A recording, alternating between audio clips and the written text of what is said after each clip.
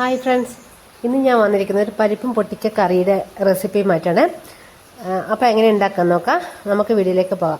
അതിനായി 1/2 കപ്പ് തുവരപ്പരിപ്പ് കഴുകി വൃത്തിയാക്കി ഒരു ചട്ടിയിലിട്ട് ആവശ്യത്തിന് വെള്ളം ഒഴിച്ച് അതിലേക്ക് 1/4 ടീസ്പൂൺ മഞ്ഞൾപ്പൊടി ചേർത്ത് ഒരു പകുതി വേവാവുന്നവരെ നമുക്ക് വേവിച്ചെടുക്കാം.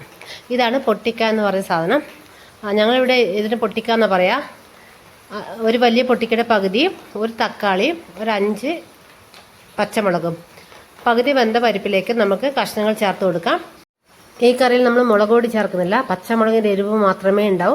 അപ്പോൾ പച്ചമുളക് അതിനനുസരിച്ച് നമ്മൾ ചേർത്ത് കൊടുക്കണം. കഷ്ണങ്ങൾ വേവുന്ന സമയം കൊണ്ട് നമുക്ക് അരപ്പ് തയ്യാറാക്കാം.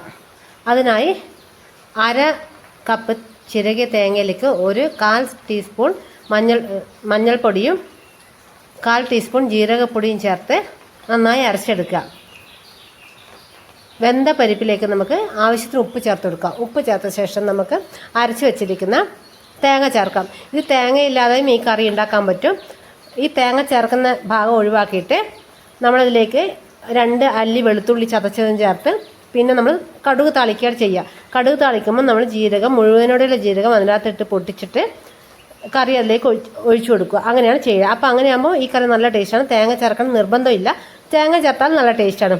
അപ്പോൾ നമ്മൾ അരച്ച് വെച്ച തേങ്ങ ചേർത്ത് നന്നായി തിളച്ച് വരുമ്പോൾ അതിലേക്ക് കറിവേപ്പിലയും 2 അല്ലി ചതച്ച വെളുത്തുള്ളിയും ചേർത്ത് തിളപ്പിച്ചെടുക്കാം. അതിനുശേഷം നമുക്ക് കറി താളിച്ചെടുക്കാം.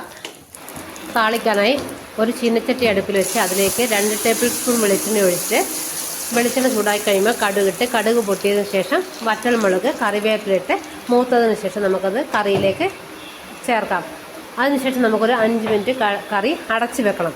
അതിനുശേഷമാണ് നമുക്ക് കറി ഉപയോഗിക്കേണ്ടത്. അങ്ങനെ നമ്മൾ നല്ല ടേസ്റ്റിയായ പരിപ്പ് പൊട്ടിക്ക കറി ഇവിടെ റെഡിയായി.